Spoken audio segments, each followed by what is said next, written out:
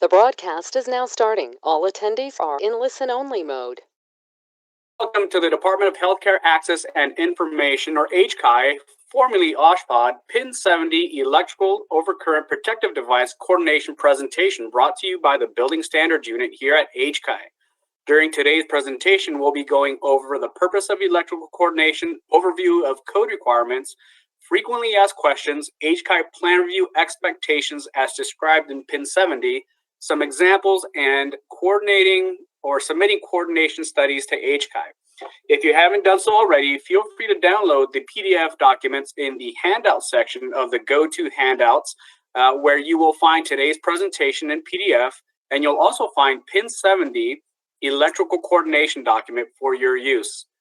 You will be here for about an hour and a half presentation with some question and answer. You're all going to be muted during the presentation, but you'll have an opportunity to raise your hand and ask questions at the end of each section of the presentation. So we'll go ahead and be able to have a dialogue with you. If you have a question, and if you haven't done this already, there's a little hand icon next to your name. Click on the hand icon. We'll see your hand raised. We'll be able to unmute you so you can unmute yourself, and we can hear from you and hear your question. If you do have a question about this presentation, click your hand or type your question into the questions section of the Go-To section in the of that toolbox, and we'll be able to read the question and read it out loud, and maybe someone else has the same question. But if you do have a specific question to your project, so related something that's very unique, feel free to send us an email over to regsunit@hcai.ca.gov. Again, that's regsunit@hcai.ca.gov. If you experience transmission difficulties, please log out and log back in using the same login information that was sent to you by the Go-To software when you registered for the presentation. So today for presenters, we have Mr. Bill Gao, which is a senior electrical engineer here at HCAI, and we have Mr. Jamie Schnick, senior electrical engineer, that's going to be in the background helping answer questions throughout the presentation. So Bill, if you're there, I hand the presentation over to you. Hello, everyone. Again, I'm Bill Gao, and I work for HCAI as the senior electrical engineer in the Building Standard Unit. I also have Jamie Schnick, who also helps me out with the Building Standard Unit, and will be taking over the Building Standard Unit responsibility in April. So let's look at the agenda. We're going to cover the purpose of electrical coordination, a quick overview of the code requirements, frequently asked questions, HCAI Pin 70 plan review expectations. We'll look at some examples from Pin 70, and this last one is really important, and it's submitting coordination studies to HCAI. So let's take a look at purpose of coordination. So what's the purpose of electrical coordination? Well, electrical coordination is a protection method for selecting and configuring circuit breakers and fuses in an electrical system to localize outages caused by an overcurrent condition. When you do it correctly, the outage is localized to the nearest overcurrent protection device upstream. All other overcurrent protection upstream of this device will remain closed. So let's look at a picture. So on the right, on the left, we have a coordinated system. We have this unit number 5. There's a short in the cable going to it. It opens breaker F. And as you see, breaker A does not open because F is coordinated with A. The remaining pieces of equipment, 1 through 4, stay energized. In a non-coordinated electrical system, a fault on this feeder will open A and F, and we'll lose power to the other equipment connected to this panel.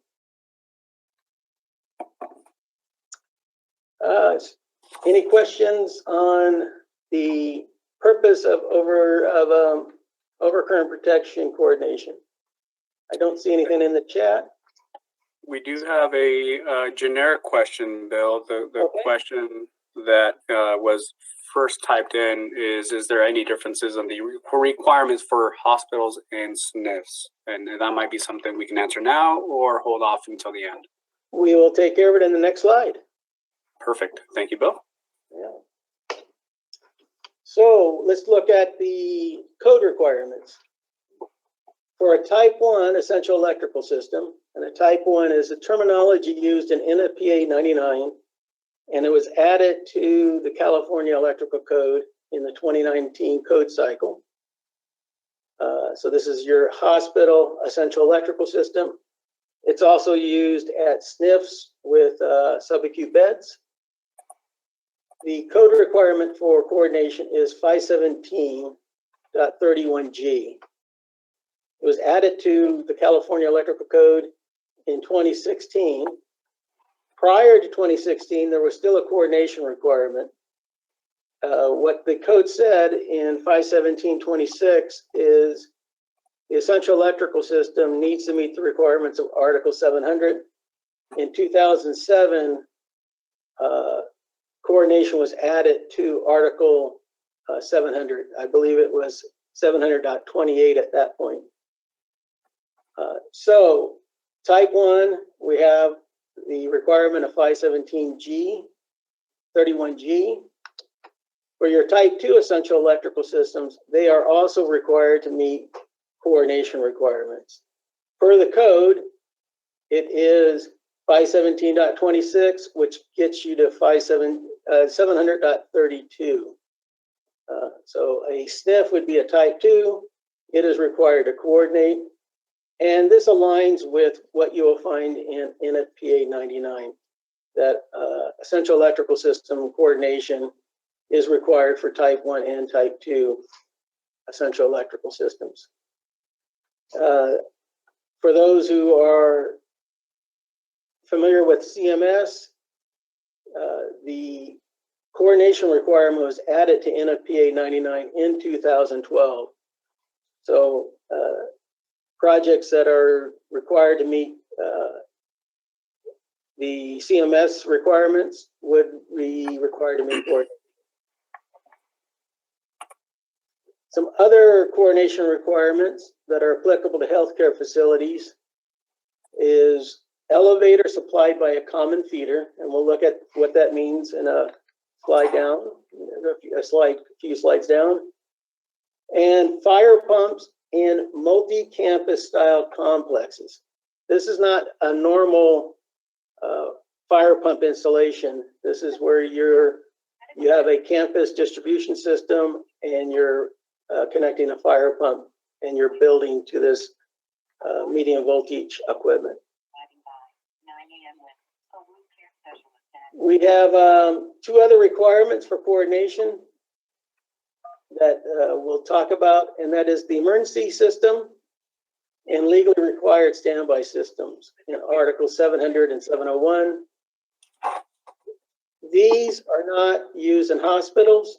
They're in the pen in case you're feeding a non-healthcare building from a cup and are required to have an emergency system for that building, but they are not applicable to a hospital or a SNF. So let's look at 517.31G. What we have here is we do not have selective coordination. We have what's called coordination in the code. It only requires coordination from 0.1 second and above. You do not have to coordinate below 0.1 second, which is required in a selective coordination. So this makes coordination easier for your overcurrent protection devices. There are some exceptions. We'll look at those. And one note for the person who had the comment, HCAI allows type 2 essential electrical systems to meet the 0.1 second coordination requirement, rather than the selective coordination requirements of 700.32. And we do this to align with the NFPA 99 requirements. So type 1, type 2, essential electrical systems need to coordinate from point 1 to your overload.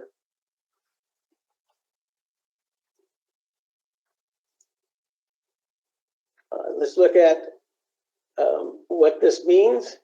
It means from your branch circuits all the way to your normal supply, circuit breaker 5 and circuit breaker of 6 and 5 need to coordinate with 3 and 1 on your normal side. So coordination is required here. These devices, 1 and 3, are not part of the essential electrical system, so they do not need to coordinate. So your main breaker and your main switchboard and your feeder breaker to this transfer switch on the normal side do not need to coordinate. Now, on the emergency side, we require coordination all the way up to the generator main breaker. And the source of this figure on the right is from the 2020 National Electrical Code 700.32.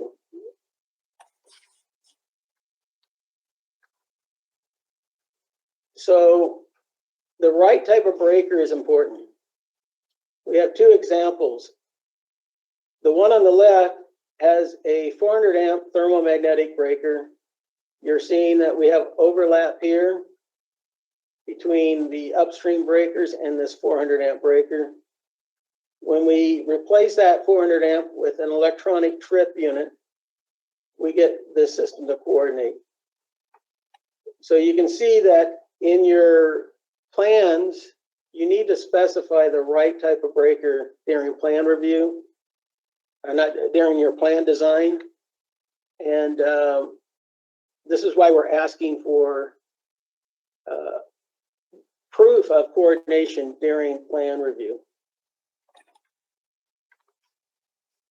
So let's look at the exception to 517.31G. Exception 1 is for transformers. It says the primary and secondary overcurrent protection devices are not required to coordinate. So here's our primary breaker, here's our secondary breaker. There's one on each side. So these two do not need to coordinate. The purpose of that is if this opens, the secondary opens on a fault, or the primary opens on a fault, or both open during a fault, it's the same outage. The equipment downstream of the transformer will open. This, however, is not what this says, because it's talking about one overcurrent protection device on the second transformer secondary. So they're making it real clear that multiple feeders off the secondary would be required to coordinate. So if you have this situation, this exception is not in play, because a fault on this breaker, if this breaker and the primary are not coordinated, it will cause an outage for all this equipment below this point. So exception number 2, overcurrent protection of the same size in series. So this is in series, the 50 amp breaker in series with this 50 amp fuse down to this motor. These would not have to be coordinated. On this side here, we actually have a parallel circuit. So this is a series parallel combination. This would be required to coordinate, and with 50 amp fuses here, it's not going to coordinate with this 50. So coordination would be required for these fuses. On this side, you meet the exception. On the right, you do not. Same for this panel arrangement. I got a panel with a main 100 amp breaker. I got a feeder breaker of 100 amps. These two do not need to coordinate. They need to coordinate, both these would need to coordinate with the breakers in this panel. But as a pair, they're going to overlap in the curves, and that would be acceptable. This is not an example of in series. This 100 amp is not in series with this 100 amp breaker. These are all in parallel. So this does not meet exception 2. There's an outage over here. We trip that breaker, taking out power to all these other branch circuits. Let's look at the elevator supplied by a common feeder requirement. Here we have two elevators. They're supplied by this common feeder number 3, under the breaker number 3. So what is required to coordinate per the requirement is the disconnecting means. These are the disconnecting means. These are feeder breakers to the elevators, but they're not the disconnecting means. So the coordination requirement is a selective coordination requiring the full range from overload to the available fault current.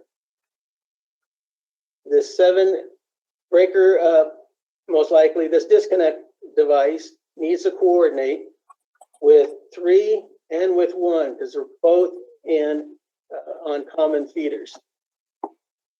But the 5 does not need to coordinate with 7 because they're in series, and the 5 does not need to selectively coordinate with 3 or 1.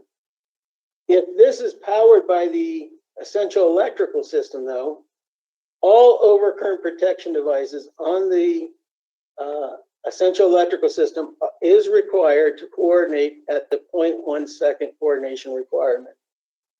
But selective coordination is still required, which is harder to meet for the machine disconnect switches, which are most likely fuses and should be easier to selectively coordinate. Fire pumps in multi-building campus style complexes, 695.3 GE3. Again, if you look at 695.3, it will describe what a multi-campus style is. Most fire pumps are not. They're meeting the other requirements in 695.3. But if you have the situation, you must selectively coordinate, which is the harder requirement. Again, all fire pumps that are powered by the essential electrical system need to meet the 0.1 coordination requirement. So this is a special case. If you have a multi-campus style complex, and you'll know if you do, you have a harder requirement to meet. And so that needs to be looked at from a selective coordination. Caesar, any questions? Thank you for asking, Bill. We do have several questions. We have several hands that are raised, and we have several questions that are typed into the question section of that go-to toolbox. So I'm going to go ahead and call on the first, Andrew Holm. I see you have your hand raised. I'm going to go ahead and unmute you so you can unmute yourself. We'd like to hear from you.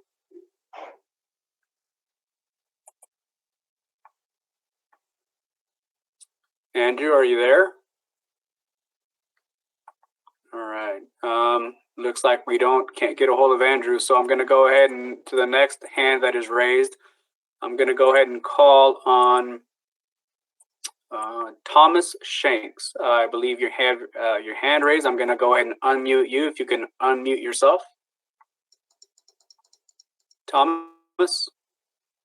No, I didn't have my hand up. I appreciate it, though. Okay. I guess it is up. I turned it off. I apologize. No worries. Thank you, Thomas.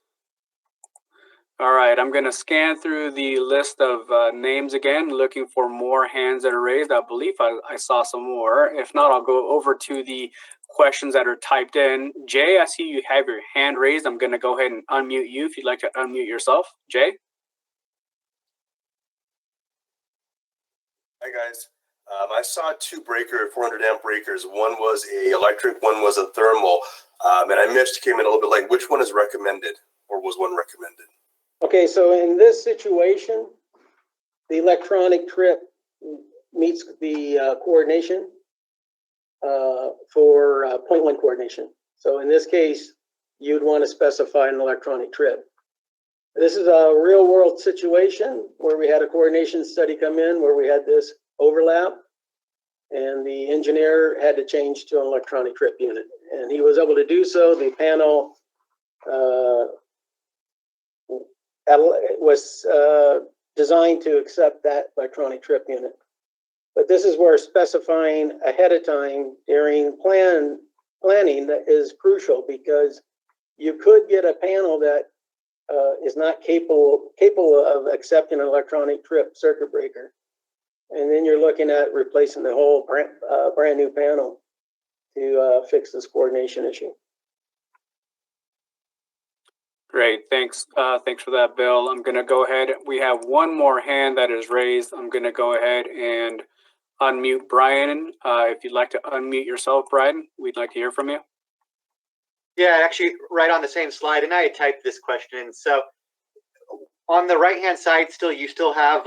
Is there still a coordination issue between that red and green breaker example? Is there still overlap there that needs to be fixed? This is great. This is a great question. I didn't include the transfer switch diagram, the schematic with this the single line diagram. These happen to be the normal side is red, and the green is the feeder from the emergency side. So this is a breaker that's downstream of the transfer switch. Is this 400 amp? I believe these are 1200 amps, normal 1200 amp feeder, and a emergency side 1200 amp feeder. And so, I got you. Yeah, so, because they both don't technically work together, they're on independent paths. They don't need to coordinate, obviously. They don't have to coordinate, and I will make a note to fix that on this slide to explain that. Yeah, that's a good question. But this would be a good example of not coordinating if these were upstream and downstream breakers, but these happen not to be. Or this could be an example of two breakers in series, which are allowed to overlap, would be an example. These would be two 1200s, but in this case, this happens to be the normal and the emergency side feeders. Great, thank you. Great question, Brian. Thank you for that. I'm gonna jump over to the typed in questions, Bill, and you might have to click back a couple of slides for this one. The question reads, is series rated OCP acceptable? Is series rated OCPD? Okay. So I could Good. take this one, Bill. So series rated is defined by or included in the literature of the manufacturers of a specific family of overcurrent protection devices. So, for instance, if you have a 20 amp breaker, or let's say a 60 amp breaker that's rated for 10K AIC, and upstream of that you have a 100 amp breaker that's rated for 22K AIC, the manufacturers tested these breakers in series and determined that you will not have catastrophic failure of the 10,000 KAIC breaker if the available fault is less than 22,000 amps. So, in effect, what the manufacturers, what you're allowed to do is buy a breaker that doesn't meet on its own the AIC rating that it might experience, but in tandem with an upstream breaker does meet that AIC. So that means that you're going to trip the upstream breaker, and the downstream breaker is going to be safe. So the answer is no. Series listed breakers is a way to use breakers that by themselves don't meet the AIC that's available, but in tandem with an upstream breaker do. So by definition, that means the upstream breaker is going to trip first, and therefore it wouldn't be coordinated. Great, Jamie. Thank you for that. We have another question. Bill, Caesar, I'd like to add on that yeah, series rated breakers are unrelated to electrical coordination as well. But Jamie's explanation was correct, but that's a sizing of the AIC rating, basically your short circuit fault, available fault current rating, which does not come into play with coordination at 0.1 and above, because we don't look at the fault current at that point. So it's a unrelated topic to coordination. All right, we have another question here. The question is, please clarify that although normal coordination isn't required under pin 70, but may still be required by the DPOR for design purposes. Sure.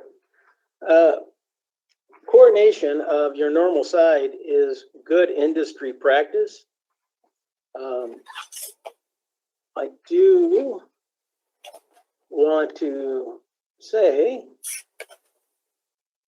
that for the elevator requirement, it's required whether you're on the normal side or this elevator is fed by the central electrical system. And the same is true for the fire pump requirement. This is on the normal side as well. So there are selective coordination requirements that are required for the normal side. But in addition to that, it's good industry practice to coordinate your breakers, even if there's not a code requirement for doing so. And you will have to come up with settings for your adjustable breakers on the normal side. And you would use the same approach you use for coordination on the normal side. All right, thank you, Bill, for that. We have, well, this will be our last question for this section, then we'll move on to the next. Slide 13, define a set of breakers versus a tree of breakers with distribution. Okay, so what they're talking about, a set of overcurrent protection devices, is this is showing a circuit breaker, but you could have fuses, and you would have a set of fuses. You'd have 3 fuses here, you know, one for your A, B, and C phase, but they work to protect this one secondary feeder. That's where the term set of overcurrent protection devices is talking about. Where this here, if these were fuses, you'd have 3 fuses here, 3 fuses here, and 3 fuses here. 3 sets of overcurrent protection devices. So that's the difference between why they don't just say fuses, a circuit breaker, and then fuses here. I guess you could have you know, handle ties on a 3-pole breaker. So but what they are really addressing is one primary feeder, one secondary feeder. So the outage is the same if either one of these trip. Okay, so we'll move on to frequently asked questions. The first one. Okay. I did see one more question from Stuart Kirkland. I don't know if it's been answered. Would that exception apply if the 50 amp fuse was smaller in size? OSHPOD on, this is the code requirement. OSHPOD understands that this 50 amp fuse might be 45. We would allow this. We would not require coordination, even if this was a 50 amp breaker and your piece of equipment here at an MOCP of 45 and you put a 45 amp breaker. We are not going to require coordination, even if these are not the exact same size. These are in series. This motor shuts off if either one of these trips. The rest of the system up here continues to run. But the letter of the law in this requirement talks about the same size. I don't know why they did that. But we will not enforce it that strictly. But this is not the same as what's on the left. This meets the exception. This does not. That's the main point. Thanks. Okay, so we'll move on and we'll come back. I'm sure there'll be more questions and we can drill down some more. Pin 70 is new.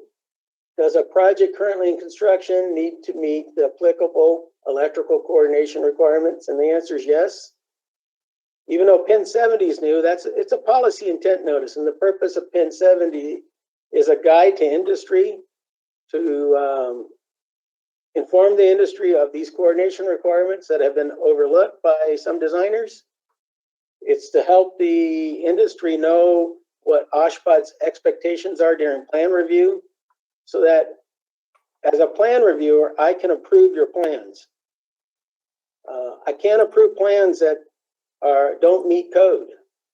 So Pin 70 was developed as a method that would dictate how OSHPAD would accept your design during plan review, even though we all know that on big jobs in particular, where it's new build, you might have 4 or 5 different manufacturers specified, and you will not be able to do your final coordination study until construction.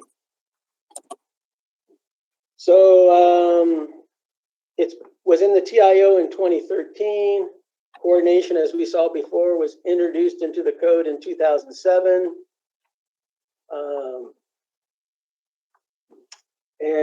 Pin 70 aligns with the HCAI remodel can that requires all new elements of construction to comply with current code. And it also aligns with NFPA 99, which requires the modernized portion of an existing system to meet the current NFPA 99 installation requirements. So there's nothing new in Pin 70 as far as code requirements. It's mainly a document that tells us what you have to do during plan review to demonstrate that your system coordinates.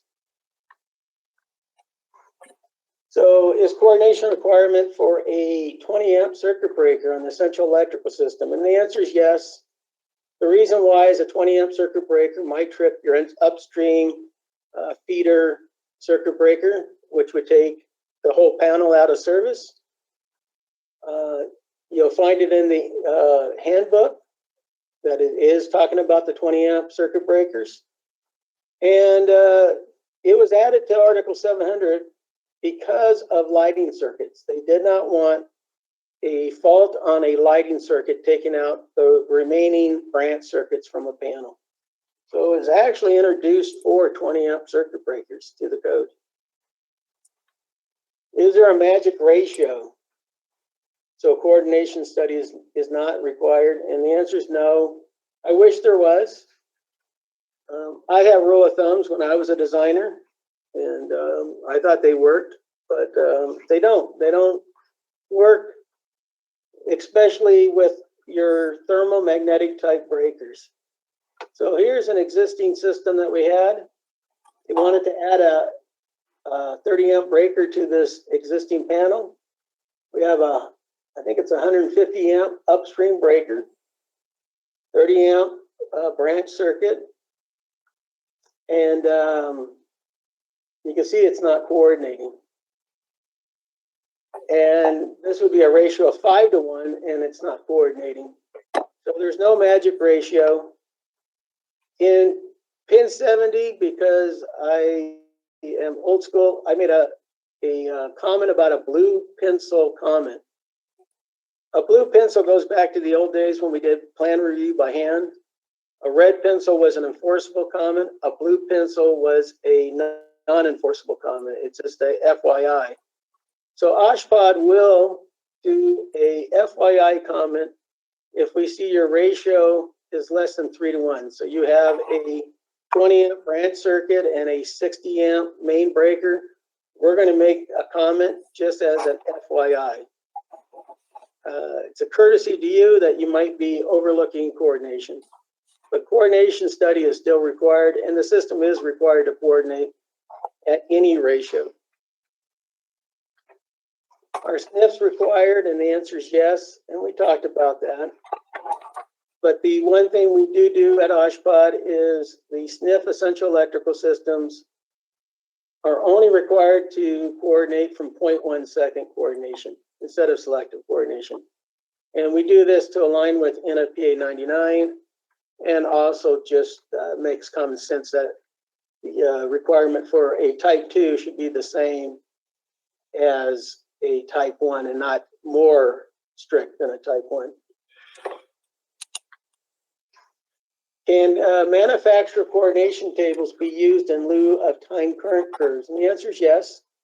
There's many ways to demonstrate coordination. And if you are using the same manufacturer, you can work with your manufacturer. They do have tables. And as you clearly indicate in your study, how your breakers are coordinating using this information, that is acceptable. So what needs to be in a coordination study? Well, the first thing is the engineer of record, and not the engineer that necessarily did the coordination study, but the actual engineer of record who is responsible for the design needs to stamp and sign the cover sheet of the electrical coordination study. And this is a CAC requirement, California Administrative Code. The AOR, he needs to sign the cover sheet, and that's again for the California Administrative Code requirement. We need some type of summary to help us in plan review that clearly identifies that all the overcurrent protection devices meets the applicable coordination requirements.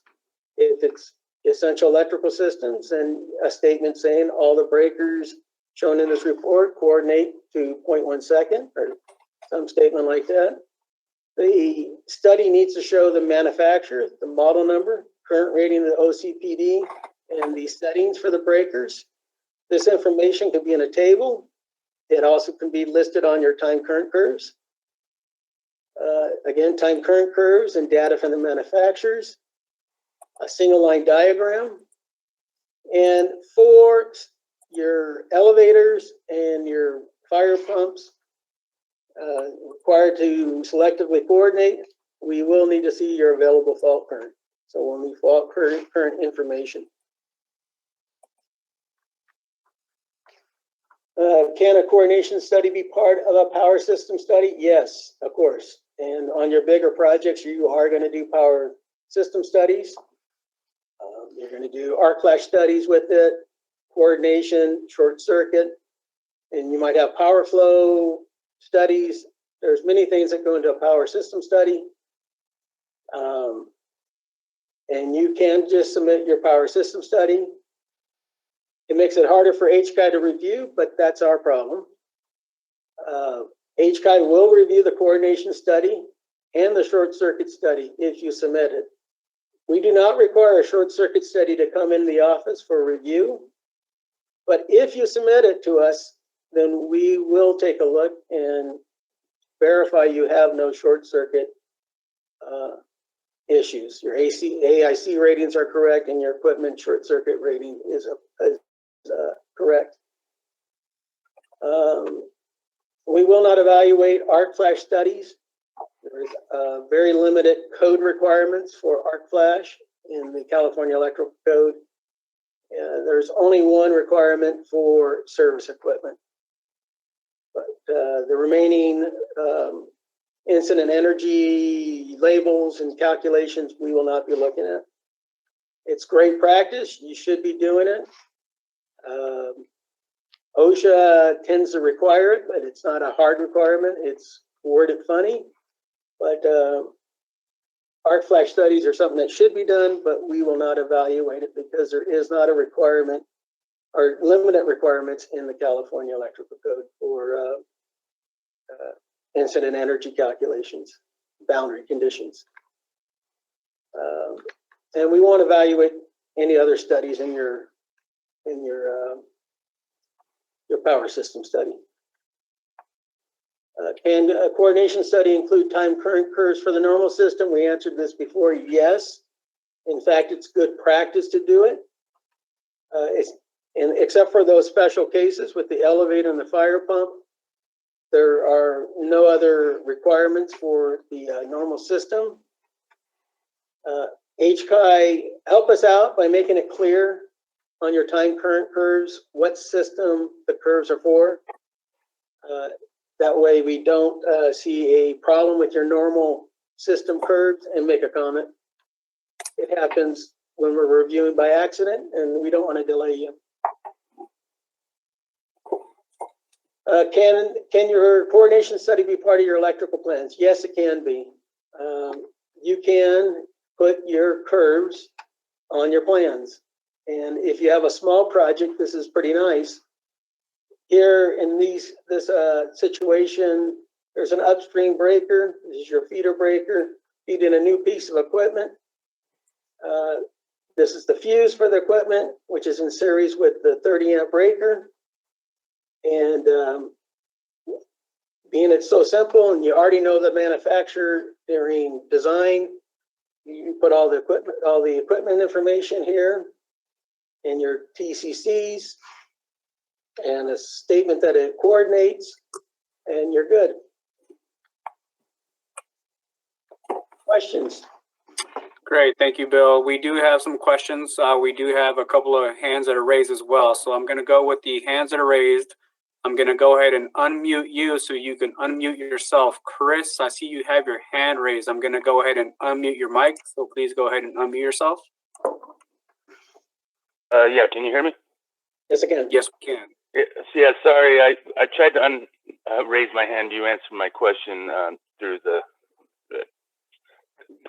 files. Not a problem. Is my hand down now? It is. Thank you so much. Okay. All right, thank you. All right, thanks, Chris. All right, we have another hand raised. Arturo, I think you have your hand raised, but I don't think you have a mic, but I'll go ahead and try to unmute you. Arturo, can you hear us? I can hear you. I don't know if you can hear me. Yes, go ahead. Okay, so I have two questions. You just mentioned that the coordination study could be put on drawings, and that's exactly what we are doing here at our facility. We're having the engineers put this on the drawings. If it is on the drawings, as we just spoke, what is required on the TIO then? At this point, it's still required to be put on the TIO, but we are evaluating that. So who would be, if it's on the drawings, who would be listed on the TIO as, would it be the engineer, the electrician, you know, as far as? The IOR needs to verify that the breaker settings are correct, and he should do that. The IOR should do that with the engineer record. So that means that the IOR's name should be on the TIO? Caesar, do you know that exact question? I'm sorry, what was the question again? On the TIO? Yeah. As far as if the coordination study is on the drawings and still required to be on the TIO, whose name is put on the TIO at that point? Is it the IOR? So on the TIO, you should identify the IOR to have that IOR verify, and then on that one specific column, and on the adjacent column, it would be the OSHPOD field staff to concur with that. Okay, that's okay. So it is the IOR that does, because we normally have to put somebody's name, whether it's an electrician or whoever, somebody, a professional that is going to verify the study. So it's going to be the IOR. That's fine. The second question I have is, you mentioned that sometimes the coordination study can't be done until the project is ongoing already.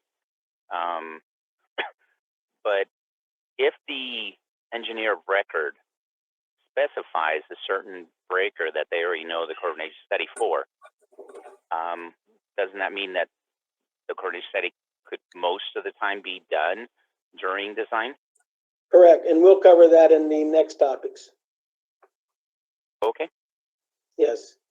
If you know your breakers and what's being installed, you can finalize your final coordination study during plan review, and that'd be the best case.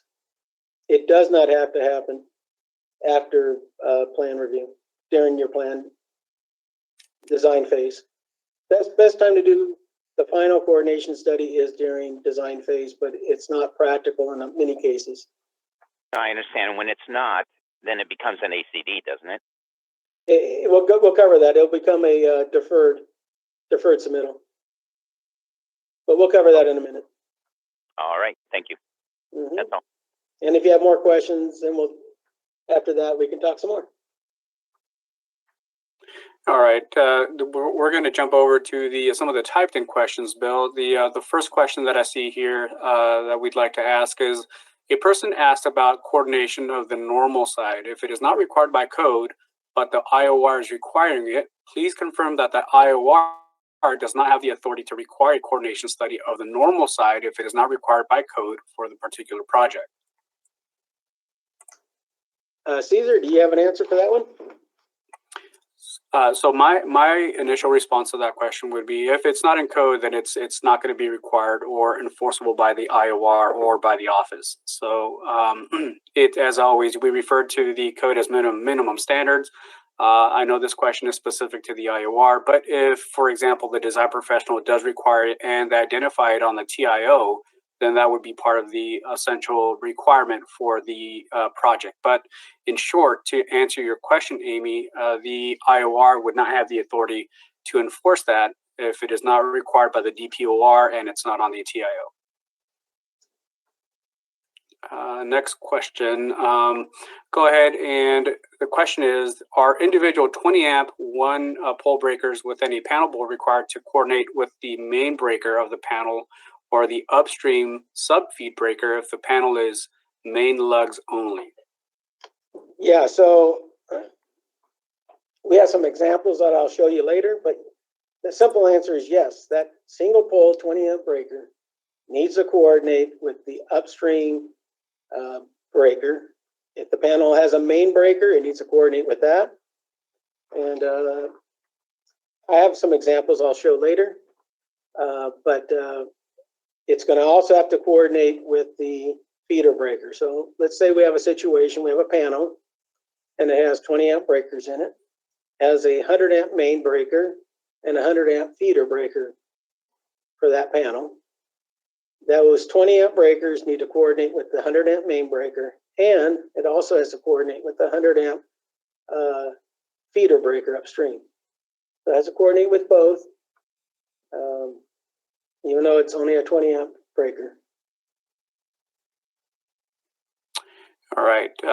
The next question here is regarding manufacturer coordination tables. Many of these tables indicate coordination of just the instantaneous trips, not relevant to the 0.1 second coordination, and do not indicate coordination. Yeah, so that's where I'm saying work with your manufacturer. If they have data and tables that are 4.1 coordination, and it would be not just the thermal, but it had to be the overload as well, we can accept that. So it's an option, but work with your manufacturer. Question, Bill, can the electrical coordination be listed as a deferred approval? Yes, we'll cover that in a minute. All right. And we have a ton of questions, and we have about 2 minutes to go through this until we get to the next section of the presentation. So we'll try to go through these as quick as possible. Next question here is, sometime circuit breaker TCC curve has small overlaps with upstream circuit breakers. How HCAI will deal with this? This situation means majority of the time breaker will coordinate, but in some cases it is a race between downstream and upstream. The person understands coordination. We do not allow overlap of the curves.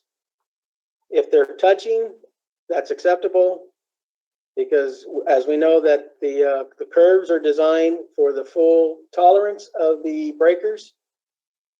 So touching is okay, overlap is not. All right, this will be the last question that we get to in this section. For electrical tenant improvement, if you're just changing or adding a breaker to a panel, the coordination is only required through the breaker directly upstream, or is a coordination required beyond that? Just the breaker upstream. Perfect. All right, Bill, I believe we're at our 10-minute threshold for this section, so we'd like to continue. If we don't get to these, if your question that was typed in we'll try to get to it if we have some time at the end of the presentation. So hang tight. Yep. Okay, so OSHPD PIN 70 policy, all new and repurposed existing OCPDs must coordinate with the new and existing electrical system as required by the code. The electrical plans must demonstrate that the system coordinates during plan review, and we'll talk about that. And a final coordination study demonstrating code compliance is required to be produced during plan review phase or during construction phase as a deferred submittal. And then if you have changes to your electrical system during design that affect coordination study, you need to resubmit your coordination study with your amended documents as an ACD. So the procedure that OSHPD is going to use for plan review is we have three options for demonstrating coordination during plan review. Option one is to provide the final coordination study. You already know your breakers and their settings, or the breakers that you're going to install, the type. So you know what the TCC curves are and their settings, and you provide the coordination study either on the plans or as a separate coordination study. During plan review, we will stamp and approve that coordination study. Option two is a preliminary coordination study demonstrating that the new OCPDs shown in the plans and specification will meet the coordination requirements. So this is not your full-blown coordination study, but you're going to do a partial study. It might just be for one particular manufacturer, but you're going to show us that you have a coordination solution with the understanding that during design, other components might be used instead. This preliminary coordination study could be done with manufacturer A. It turns out you install manufacturer B in the field, and you finalize your coordination study with your manufacturer B design.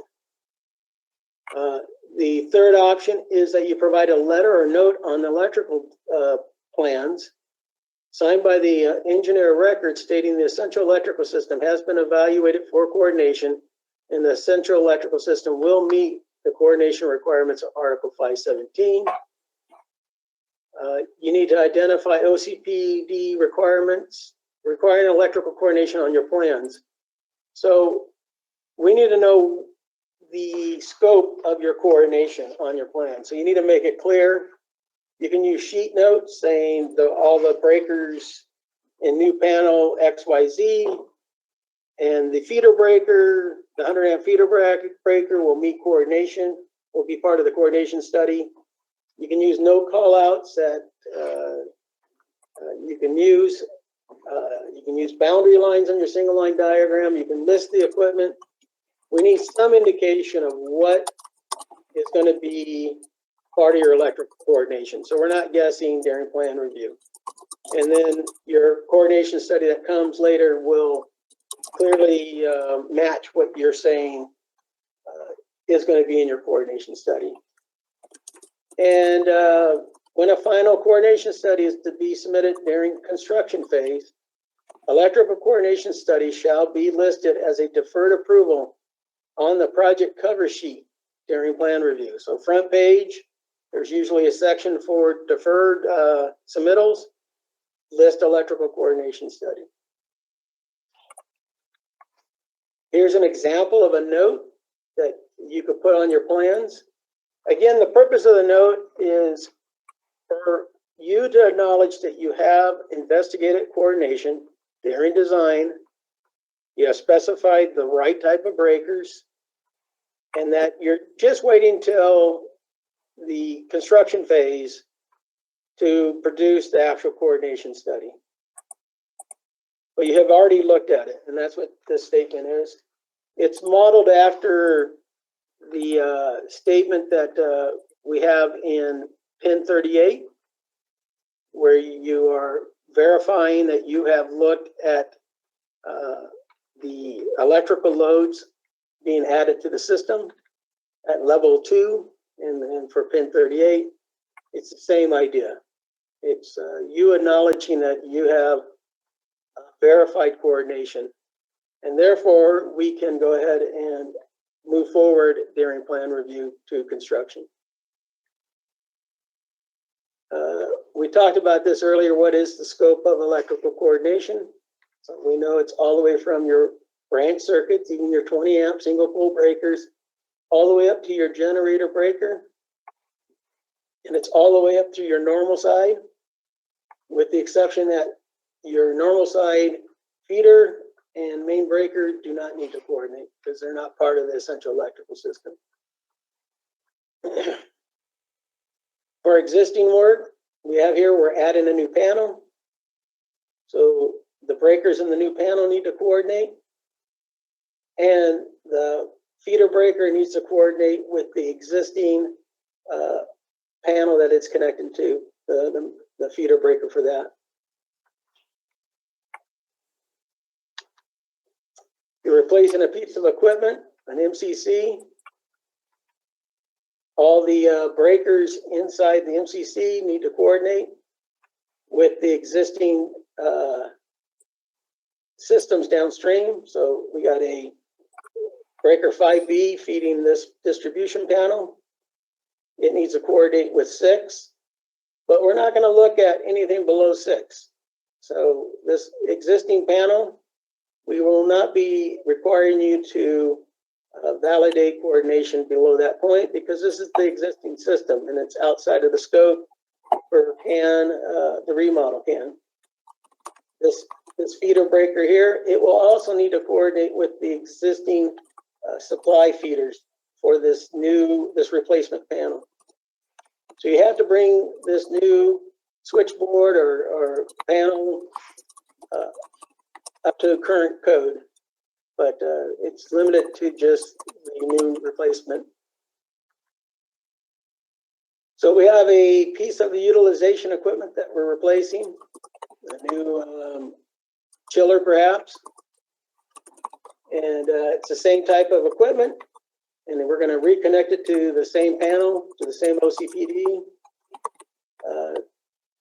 or we're going to connect it to the same panel, but we're going to reduce the size. We do not require coordination to be evaluated. We want you to replace old equipment with new equipment, but we will require coordination to be evaluated if you have to go larger with the OCPD, supplying your utilized equipment, or if you decide you need to feed it from a different panel. So, replacement of essential electrical system, individual OCPDs. You have a bad breaker in a panel due to age, you can replace it. We're not going to require coordination to be verified. You're replacing it with the same, with the same size and the same rating, same type of breaker. We move forward. We want you to replace bad equipment. Optional loads. The code allows you to do an optional branch. What we are asking is you coordinate your normal side and your emergency side. Our logic here is that we don't want anything on your optional affecting the emergency breaker on the generator or the main breaker on your normal side. So it's a little different than the essential electrical system, but we are just not going to look at coordination at this point.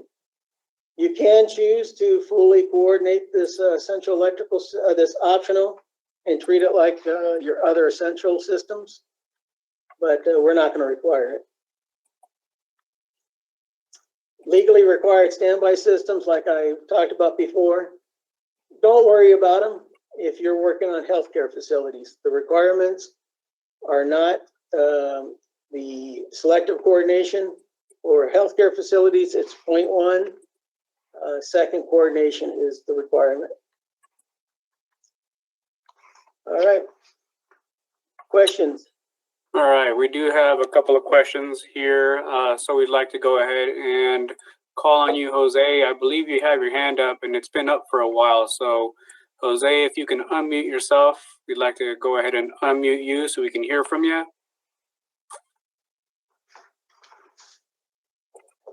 Jose, you there?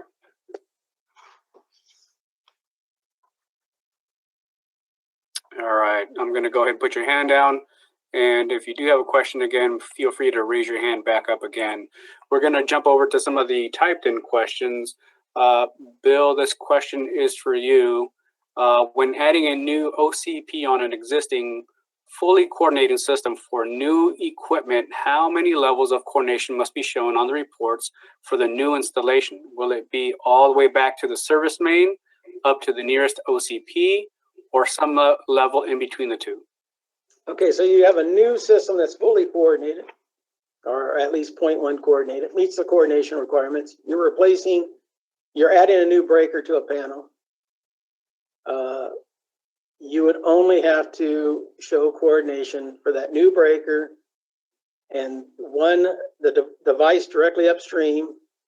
And if that is a branch circuit, that's as far as you have to coordinate. If this is a feeder to a new panel downstream, you'd have to show all the new devices coordinate. But only the limitation is, let's see.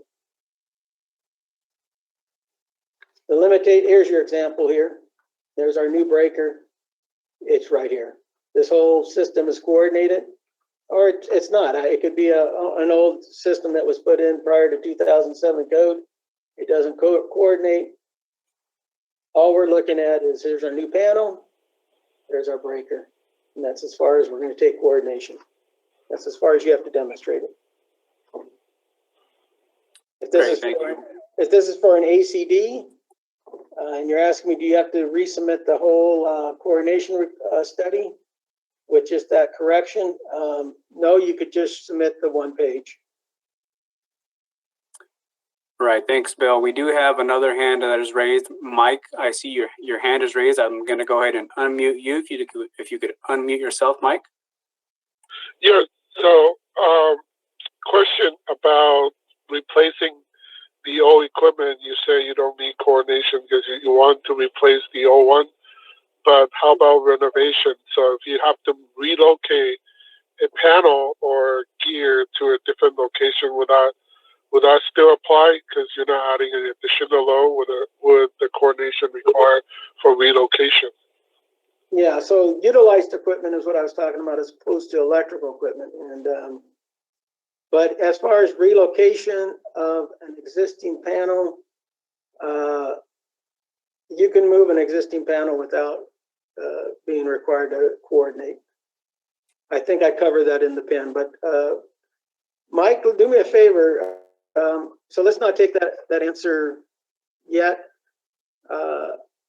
Ask me at the end of the presentation. I believe I have a example that covers it. Perfect. Thank you, Bill. Thank you for that, Mike. Peter, we do have your hand raised. I'm going to go ahead and unmute you so you can unmute yourself, Peter. Hi.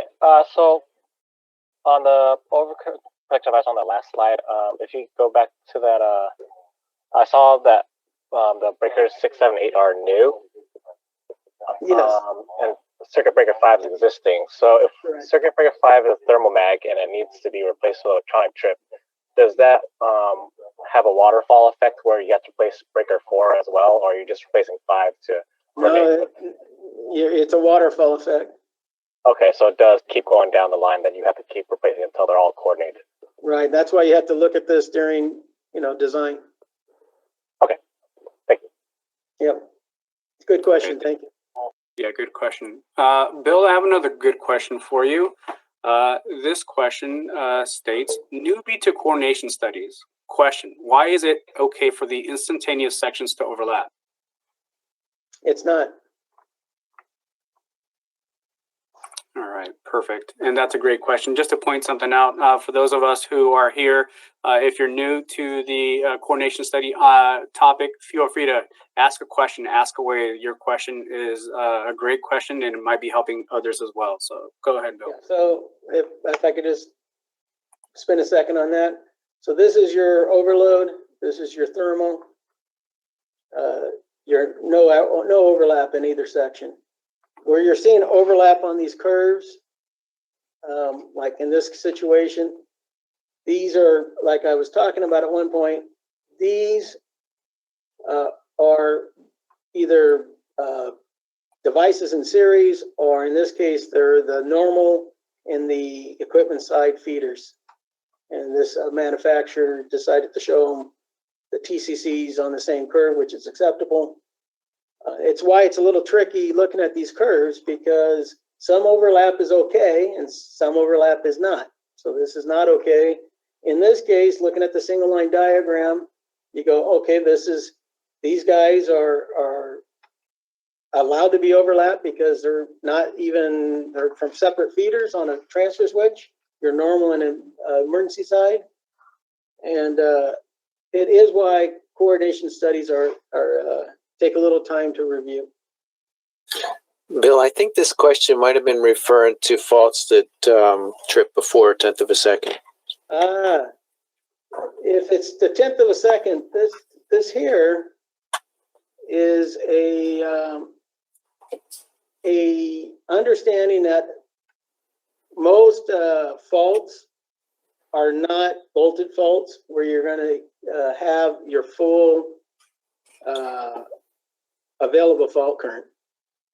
And so this is a compromise that came up with an NFPA 99 to not require full coordination, because full coordination of an essential electrical system used in a hospital would be a challenging feat with how complicated our systems are. And so this is a compromise of true coordination of breakers. So we're going to allow overlap, and it's done with the idea that if you had a bolted fault short, we're going to take the risk that you're going to take down more than just the localized equipment.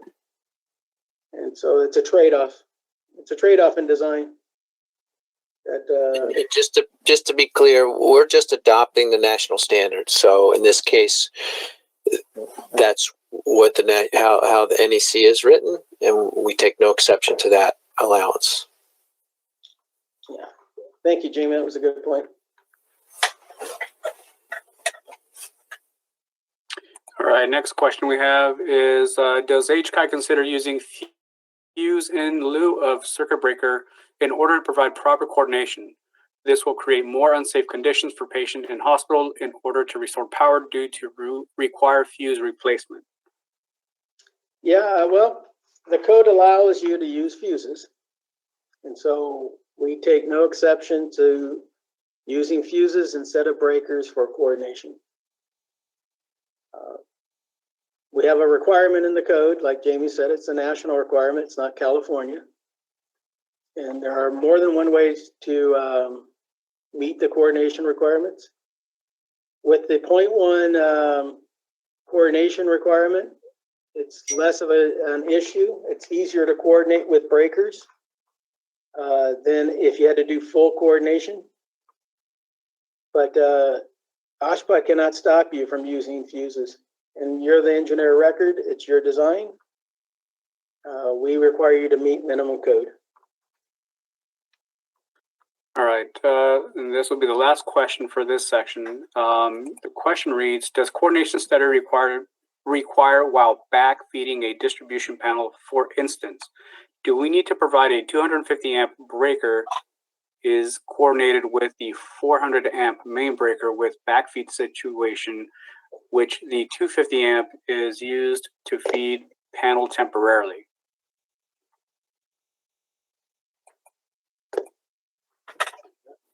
So you're backfeeding through a 250, a 400 amp upstream.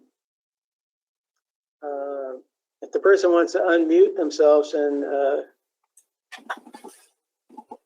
yeah, let me find the person in the list of names here. So bear with me.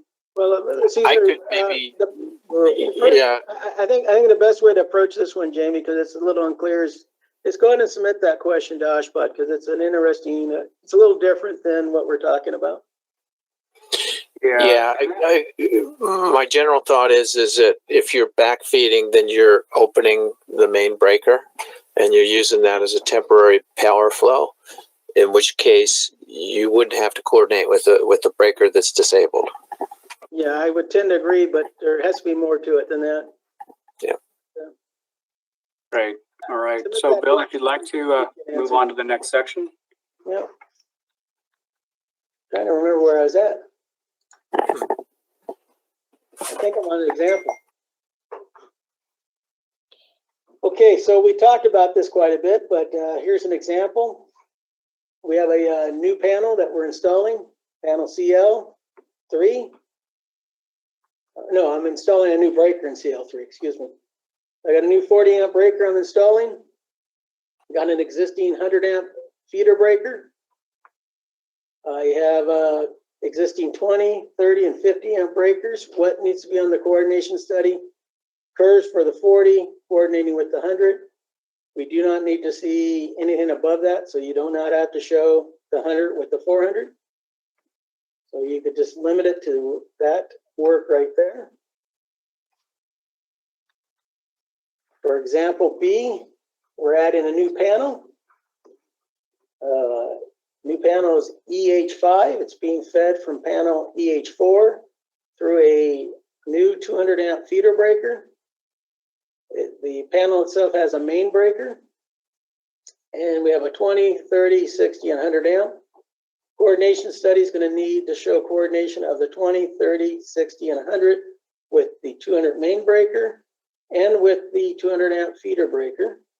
And the coordination study is going to need to show coordination of the 200s with the 400 amp main breaker.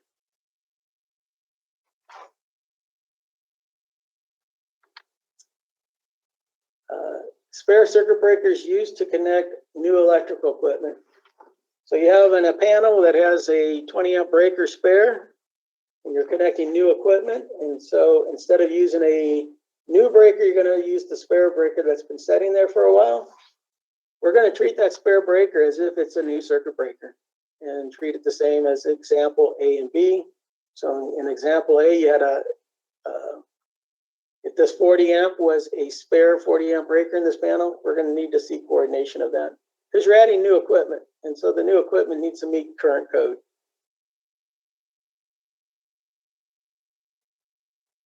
Replacement in kind, we talked about this for utilization equipment. Again, if you're replacing utilization equipment and you're connecting to the same existing circuit and the OCP remains unchanged, we don't require coordination. You have to reduce the size of the overcurrent protection device, still connected to the same panel.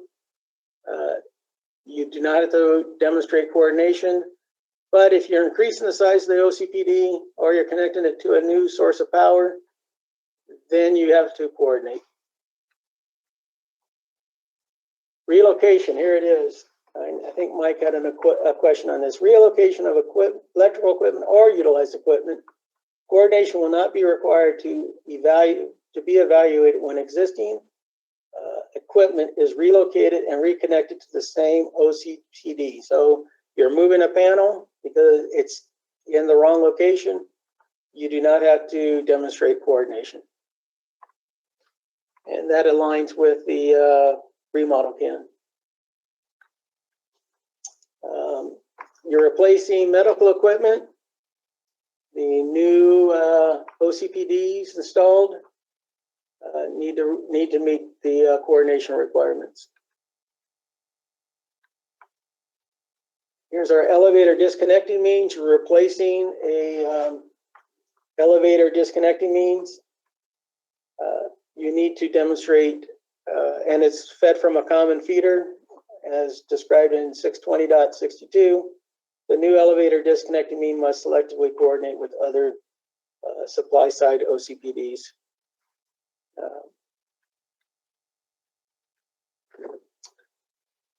Fire pumps, we talked about that. We won't spend much time on that other than this requirement again in 695.3 is only for multi-campus complexes. But fire pumps are required to be connected to the central electrical system through a listed fire pump transfer switch, and is required to meet the 0.1 second coordination requirements. And that's for all fire pump installations. And I guess I got ahead of myself. That's what this slide says. Okay, questions? All right, we do have a couple of hands that are raised. Jose, I'd like to go ahead and call on you again. I believe we had some technical difficulties before. So Jose, if you'd like to unmute yourself, we'd like to hear from you.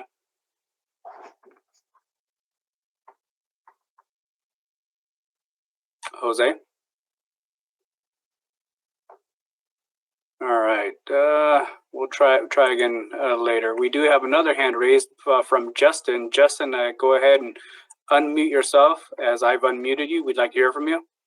Yeah, I had it in the chat as well, so apologies for a double. I wanted to have you guys speak to adding, let's say, like receptacles to an existing circuit with receptacles. So let's say, circuit with 20 amp circuit, you got a couple receptacles on the circuit, you want to add another receptacle. Yeah, so you're adding receptacles to an existing branch circuit. It's an existing branch circuit. You're not replacing the OCPD. You're not replacing the breaker. You can change that. Okay. You can add it. There is no coordination requirement to be evaluated because it's an existing circuit. Great, thank you.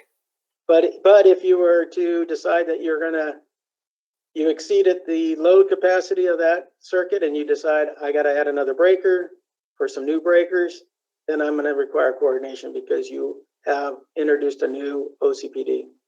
Sure, understood. Thank you. I think a lot of people will be adding breakers to receptacles to existing circuits. Yeah. Yep. All right. Great. Thank you, Justin, for that question, and thank you for raising your hand. Juan, we see you have your hand raised. We'll go ahead and unmute yourself. We'd like to hear from you. Jose just asked the exact same question I did, so I'm okay. Thank you. And so that would apply also to lighting circuits. So you're adding new lights to an existing branch circuit. Again, no coordination is required. You're replacing light fixtures to an existing system. That's utilized equipment. You can replace those light fixtures. We're not going to evaluate coordination.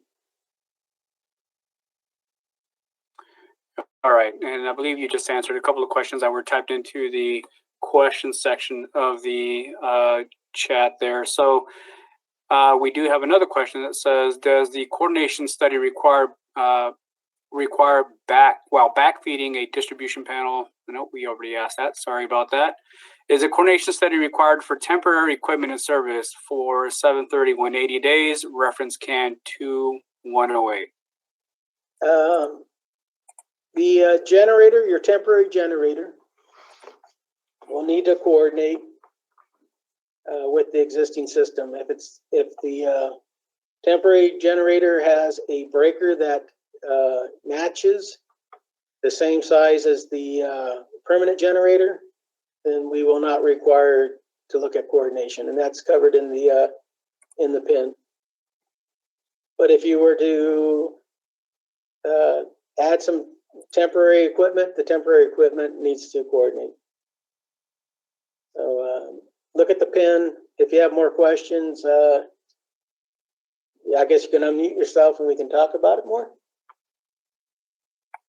Yeah, if you'd like to have an open discussion, go ahead and raise your hand. We can definitely call on you, so you can unmute yourself, and we can unmute you on our end.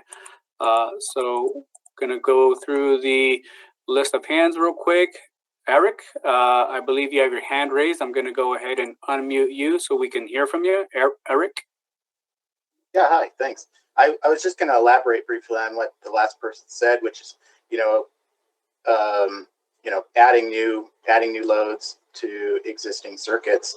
It sounds like a good design practice may be, let's see if you guys agree with this, would be instead of, only putting in the breakers you need for your project, maybe think about the next guy and add spare 20 amp breakers or whatever you might anticipate the load types for that panel to be. We're doing a lot of panels with with that are designated as mechanical or plug load or lighting load panels, anticipate what those future needs might be and get those breakers in that current design. Does that sound like a good approach? It's a great approach as long as those new 20 amp breaker spares coordinate, or any of your spare breakers. And so this is a good point.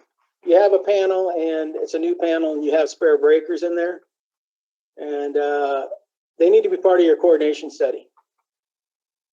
So you have a mix of breakers, and you decide you're going to add some spare 30 amp breakers, and there's no 30 amp breakers that are part of your curves, then you're going to need to show those spare breakers as well.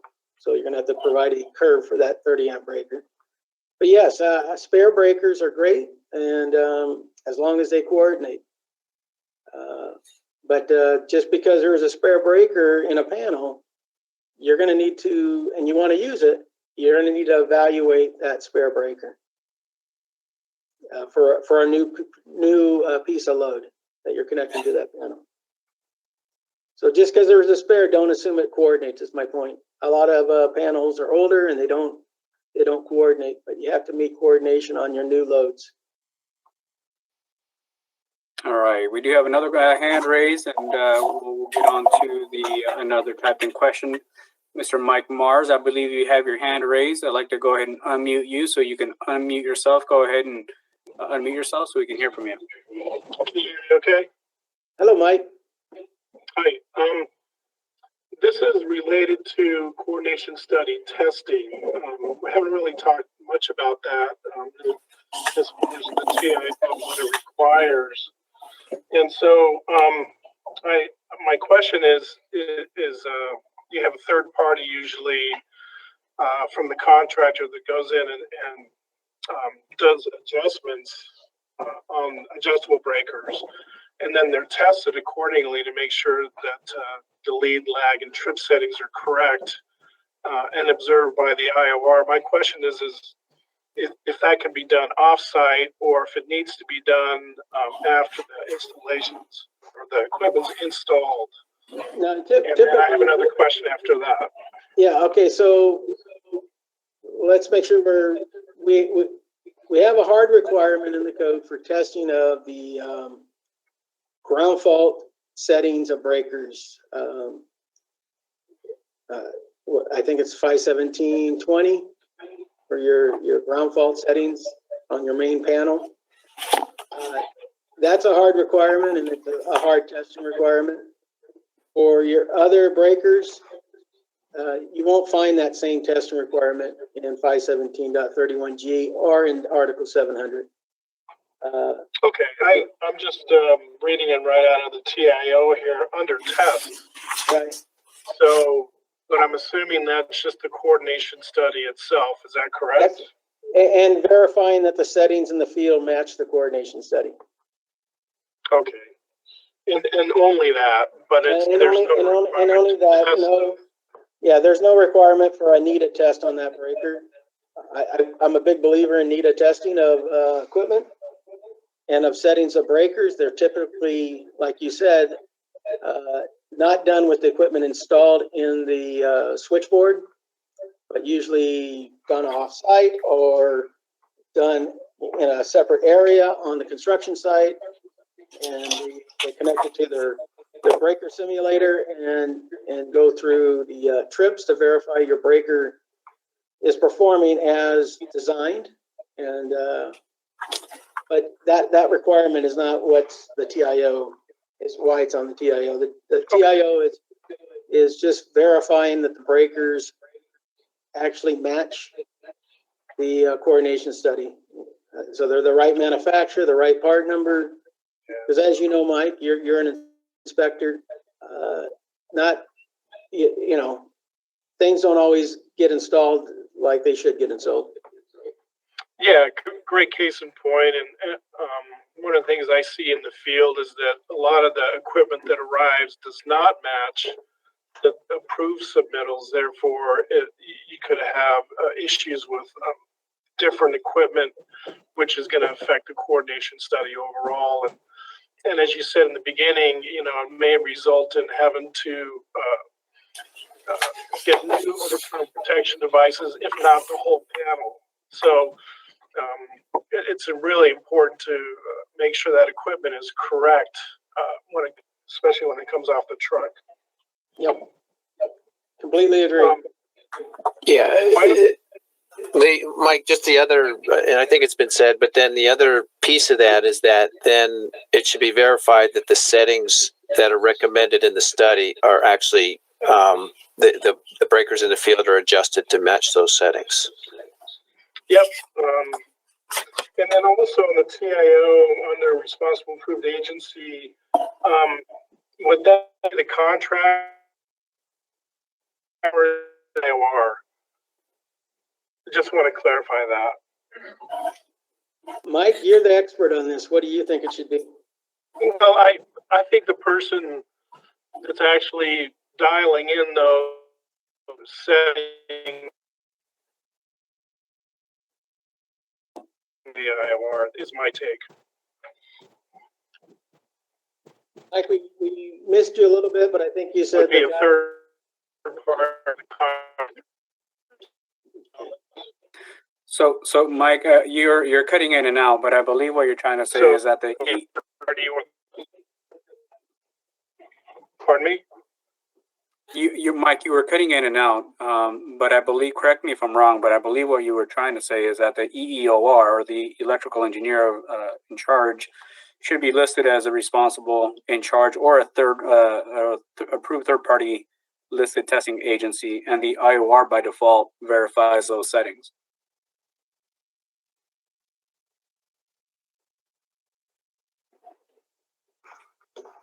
Is that correct, Mike? Are you still there? All right. Okay. I believe we lost Mike. So we'll go ahead and we need to keep going. So we have one more raised hand. Bill, if you don't mind, I'd like to go ahead and call on this individual. Sure, please. Vincent, I see you have your hand raised. I'm going to go ahead and unmute you. You can unmute yourself, Vincent. Hello. So earlier about the available fault current, I was wondering if we had to show that on our TCCs. No, not for 0.1. Not for 0.1 coordination, because that's the available fault current will be below 0.1. That's where you have the boot, if you will, and we don't need to see that. If it's for a fire pump or an elevator, then yes, because they require selective coordination. All right. Got it. Thank you. Thank you, Vincent, for that. All right. Bill, if you'd like to continue on to the next section of the presentation. So OSHPD is just new to reviewing coordination studies in the office. And so there's been some hiccups. So let's talk about submitting electrical coordination studies. Well, the first thing is fix all your problems before submitting coordination study for approval. OSHPD does not need to see your iteration.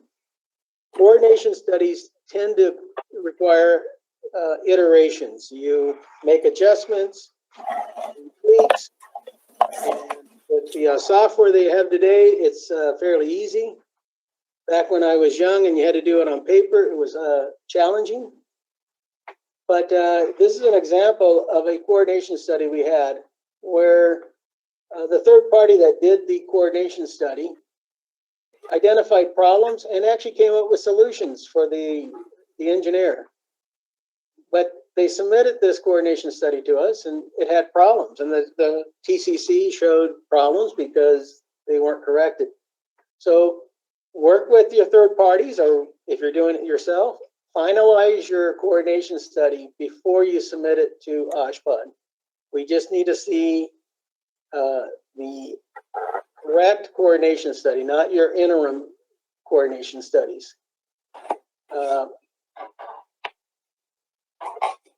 And you can submit your revised plans with your coordination study.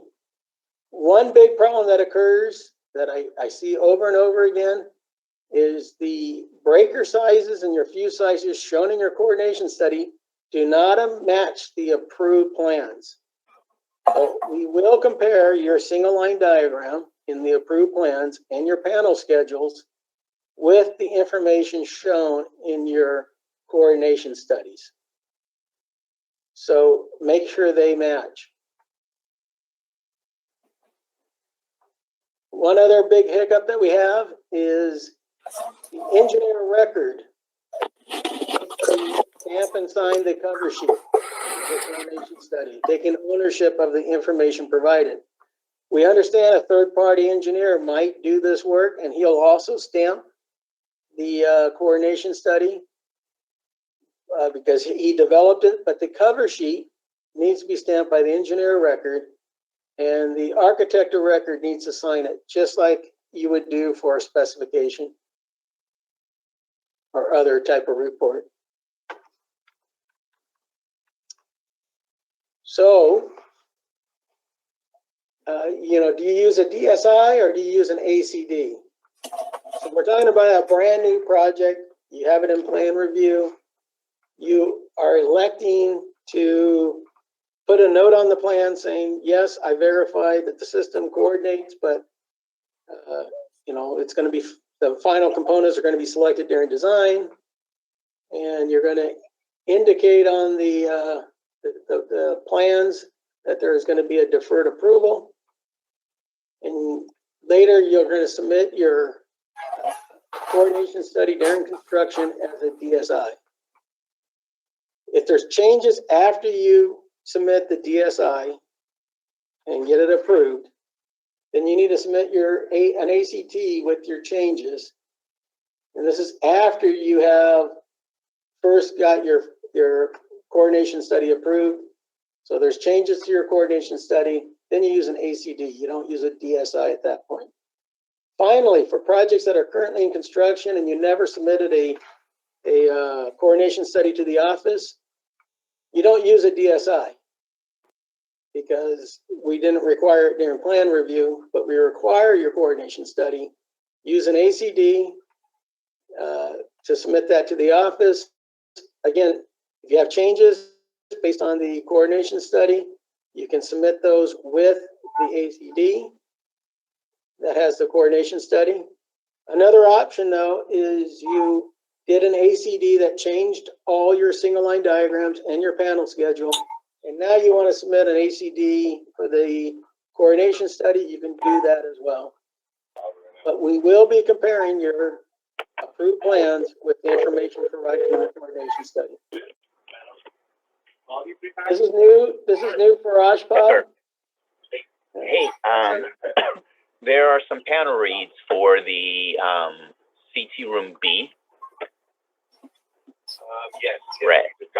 Brad, CT. Can you mute that? Mason, NetAdd. Hello, I'm sorry. I believe somebody is on the presentation. Can you please mute yourselves? We'd like to, if you're not speaking directly to the presentation. Thank you. Okay, this is new for submitting a coordination study to the office. What was happening is when you uploaded your coordination study, it got stuck in our plan review system, Acela. E-service portal is what you guys see it as. And it was never started in plan review. So again, OSHPD apologized if your coordination study was delayed. We expedite coordination studies right now. In fact, I help out with that. So when you're uploading your coordination study, you will find a new document type called coordination study. So you select that. And you have a description and first submittal. This is normal for people who upload. I don't upload projects, but for people who do, this should look familiar. But your type is now electrical coordination study. You have your first submittal. And this will help us review your plans and they won't get lost in the system. When you submit a coordination study to HCAI and you don't have plans with it, we create a dummy plan to put your comments. So here's my comments about your coordination study. This is just a placeholder. It's a dummy plan placeholder. You do not have to submit that back to the office.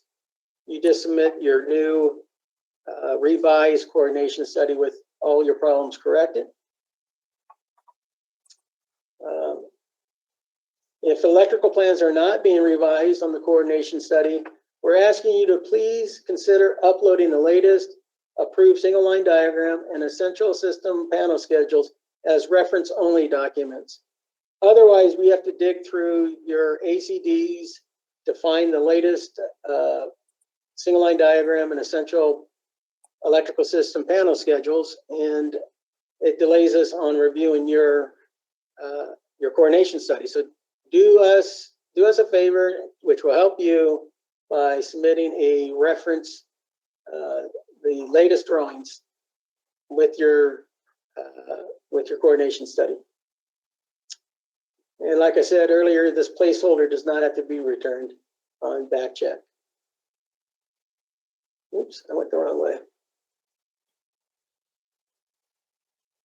Yeah. You just need to, when you're submitting your back check, we just need the Excel file response to comment. Okay, we have some time, so questions? Yeah, we are a little past the hour and a half mark on the presentation, but you're more than welcome to stick around. We're going to go ahead and answer some of these questions. We do have some more hands that are raised, so feel free to do that. If you do have a specific question about a specific project, which we did receive some specific questions in the question box, send them over to the email address that I gave earlier, which is regsunit@hcai.ca.gov. That's regsunit@hcai.ca.gov. So with that being said, I do see Sean, you have your hand raised. I'm going to go ahead and unmute you so you can unmute yourself, Sean.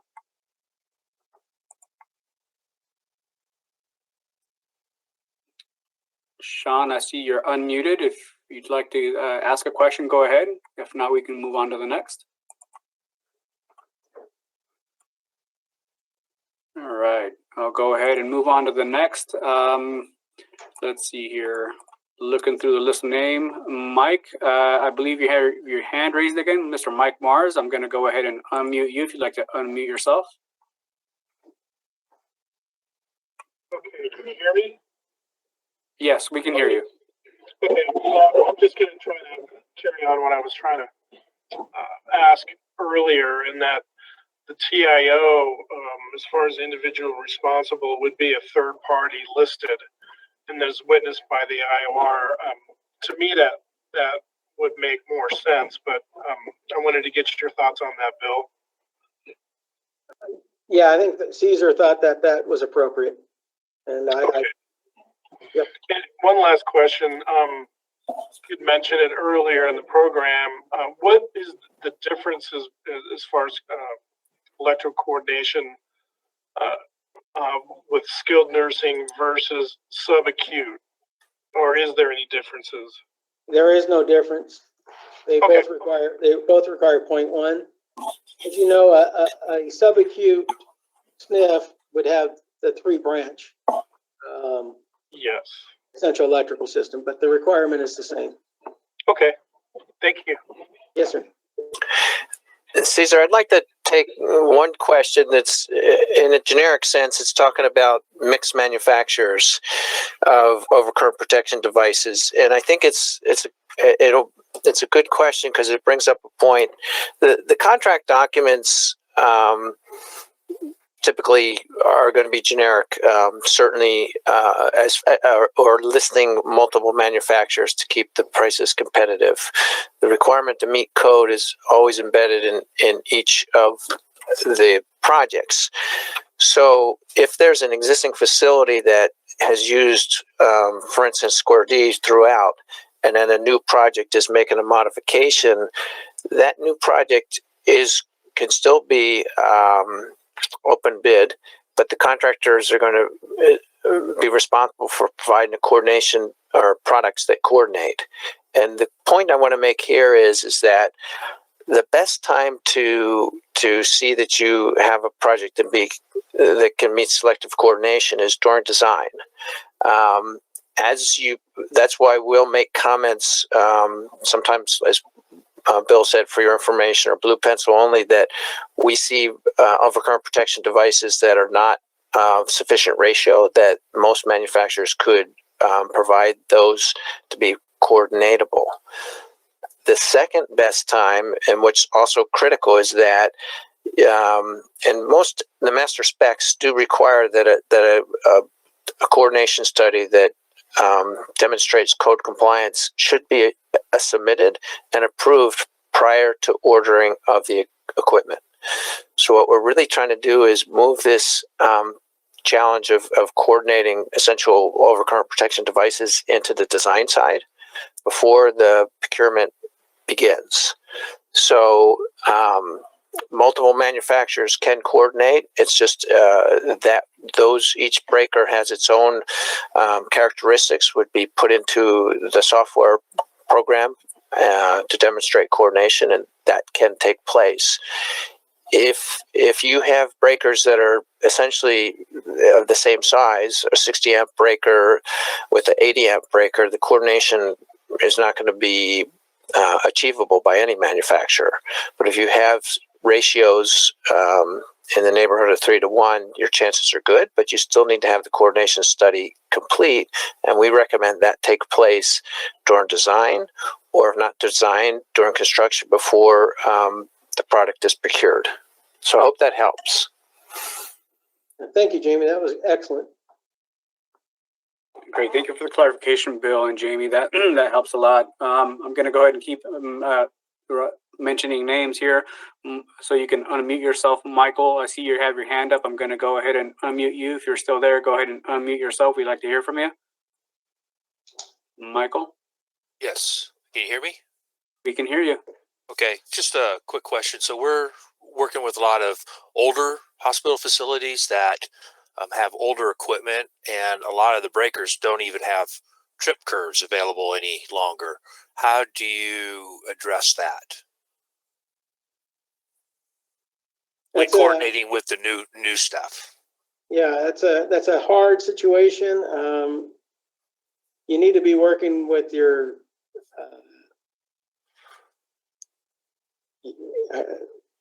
I'm trying to think of the companies, but your simulation software people.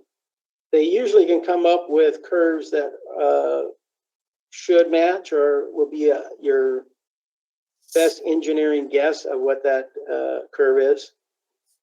Most of them have pretty extensive libraries, even for older devices. But you need to demonstrate compliance. So that may require replacing some of the existing equipment. It's possible if you have worked with them and they can't even give you their best guess of what that breaker curves are. Okay, thank you. Yeah, I'm drawing a blank at the companies that make it. SKM, I think. SKM, yeah. Thank you. Great. Thank you, Michael. Great question.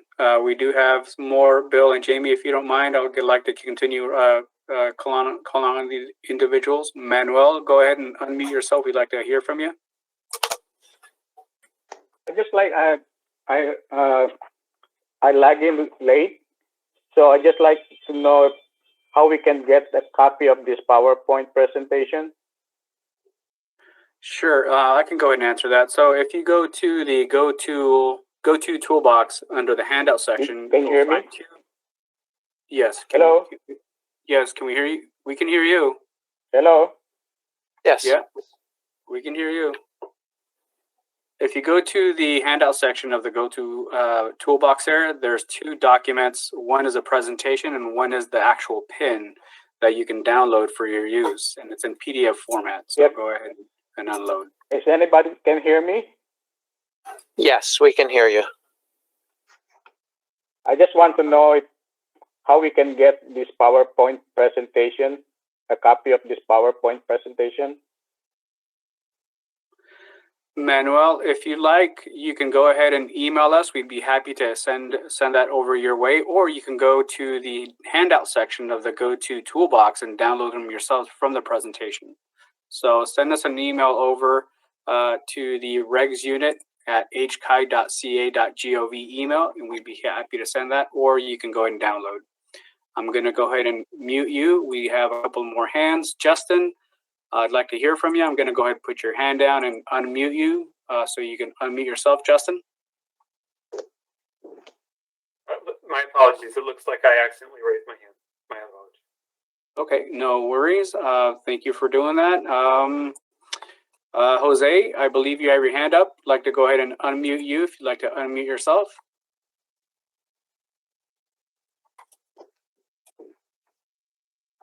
Okay. I'll go ahead and put your hand down. I believe that's the end. Oh, I'm sorry. We have one more hand raised. Derek, I believe you have your hand up. I'm going to go ahead and unmute you, Derek, if you're still there. Go ahead and unmute yourself. Okay. Yes, thank you. So going back to required signatures for CAC 7-115, it says the EEOR shall stamp and sign the cover sheet of the electrical coordination study. So if this is being submitted as a deferred deferred approval, you know, usually that comes through the contract as a submittal. Is that saying that the stamp can be the submittal review stamp and the engineer of record should sign that? Or do you want to see their registered engineer stamp? Here's what we need. We need you to, as the EEOR, we need you to stamp with your seal. We need you to seal and sign the document. Okay, got it. And I understand you're going to have your submittal stamp signed there as well, but we need you to seal and stamp it. Otherwise, we can't approve the document. And you're going to need that approval. We're going to need the OSHPD approval stamp on your coordination study. Okay, understood. Thank you. Yep. And again, we also understand that a third party will probably also have his stamp on it because he's the one that actually did the study for you. But again, you're the engineer of record, and it's you take ownership of that of his recommendations basically. And what occurs is, well, it's just a CAC. It's probably easy to say that, but your third party person is not. He's going to give you options and let you decide how you're going to fix your system. He's not going to take ownership of the design itself. Mm-hmm. Okay, thank you. You're welcome. All right, Bill, I believe that's it. We do have a couple more questions, but we are at about an hour and 48 minutes into the presentation. Is there anything else that you'd like to add, Bill or Jamie? Jamie, do you have something? No, I just wanted to reiterate, we're trying to help. One of the reasons that the PIN was announced was because of feedback from the field that there were challenges at the very end of the project. So we're trying to move the coordination efforts up to design and early construction to benefit everyone. Great, thank you for that, Jamie. So with that being said, we'd like to remind you that the presentation itself and the PIN itself are available for download under the handout section of the GoTo toolbox there. So if you haven't done so, feel free to do that and have that access, or you can go ahead and access the PIN on our website. Also on our website, you can access previous presentations such as CAN 211B, accessibility for healthcare facilities, OSHPD 3 clinics, what, where, and how, temporary structures, CAN 2108, engineering judgments, CAN 2-703.3, and much, much more. And also, if you do have a specific question or feel that you have an additional question, feel free to send us an email over to regsunit@hci.ca.gov. That's REGSUNIT@hci.ca.gov. If you haven't done so already, and if you'd like to get future notifications of future presentations that we're going to have, or documents such as tips of the day or notifications of future presentations, go ahead and register for on our listserv at www.hci.ca.gov. On the upper right-hand corner, click subscribe and fill in the required information, and let us know what you'd like to hear about. And we'd be happy to send those to you as we come up with future presentations and documents. So again, thank you for being here. It's been a pleasure being here with all of you today. Thank you for what you do and for doing your part in providing access to safe, quality healthcare environments throughout the state of California. Until next time, thank you.